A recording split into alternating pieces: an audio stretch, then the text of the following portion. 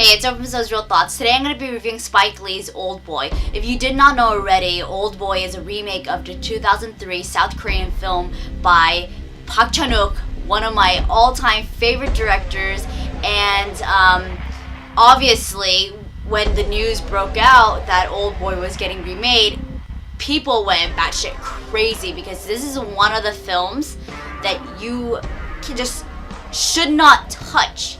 It's like trying to remake Irreversible. Like, what is the point? And of course, and naturally, all fans were outraged because this is the one film that I felt like broke US barriers. If you ask any Westerner about South Korean films, they would be like, oh, Oldboy. That would be the immediate response that I would get when talking about South Korean cinema.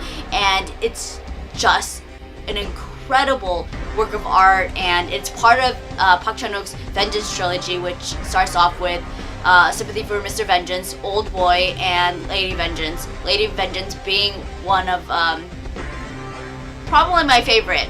And so Park Chan-wook, amazing filmmaker, and he's so... I have no words. We've had dinner together, we've hung out, and he's cool, and we're BFFs, and so obviously, naturally, I'd be incredibly offended to know that this film is being remade as well as the rest of the world. But considering that Spike Lee said that he was going to try to adapt it from both the manga that it's based off of, as well as the original film, I was a little bit more hopeful after I just finished reading the manga. And there are vast differences between the two, and you will soon realize what a fucked up, sick, twisted mastermind Park Chan-wook really is, because half the things in the film is not even in the manga. And after reading the manga, it made me real. I had to put my pride down, obviously, but I was a little bit more hopeful, considering that the material in the manga and the story gave a lot of room for Lee to really explore and really dive into these characters and do something really different with it. And sadly, that wasn't the case. Although he did use both materials in his films, he stated in the film that it was based off of the original film, which I find odd because obviously he used materials from the manga. But anyways, let me state, obviously I put my pride down. I was a bit hopeful, and I really wanted it to be so good, and one of the main reasons it wasn't, and this goes for all remakes, is that what you should do when it comes to the story is you highlight the main themes, such as in this film, isolation, regret, desperation, so on and so forth, and really dive into those themes. And yet, he didn't. You are trying to find your daughter. I felt like it was a soap, like a opera show, freak show. I don't know. It just felt really out of place. I mean, this is based in Brooklyn, and yet it was kind of out of this world, and there was very little character development. Josh Brolin, who plays Joe, is locked up for 20 years without any reason, and obviously there isn't a huge age change. He looks exactly the same, and the desperation and the loneliness that really comes with being locked up isn't clearly stated, isn't showcased enough, and we have this disconnect at times, and man, there's just, at a certain point you stop caring because there's not enough weight to these characters. Why does, I love you, Elizabeth Olsen, but why does Elizabeth Olsen, as this almost social worker, care about Josh Brolin's character so much to the point where she's trying to take care of him? And Charlotte Copley, who is one of my favorite actors, is really cartoonish in this film, and he has a weird accent. I thought they're all like from America, supposedly, and it became very comedic at one point, and it's just simmering in corniness, and you just feel like really embarrassed sometimes, half the time. And Samuel L. Jackson, who is awesome,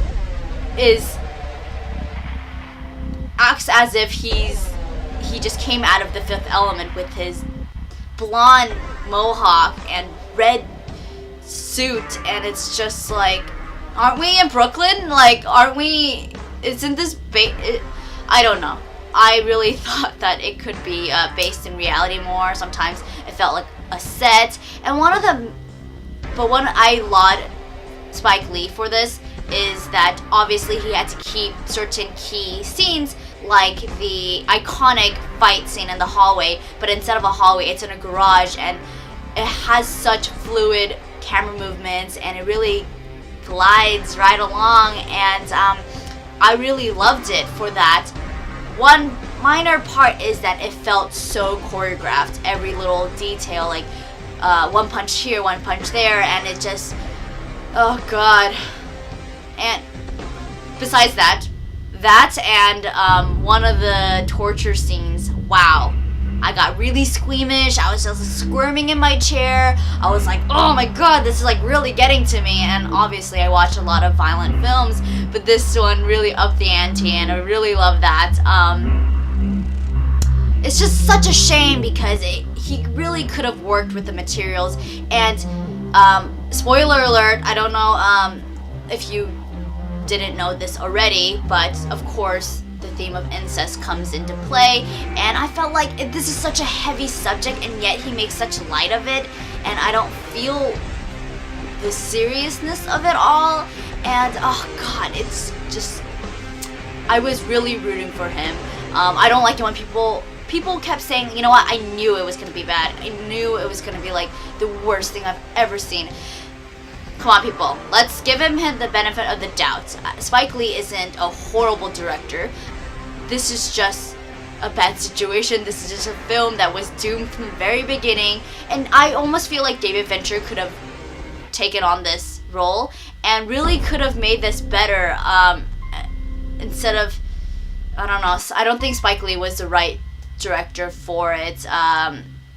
Just a little bit too dark for him.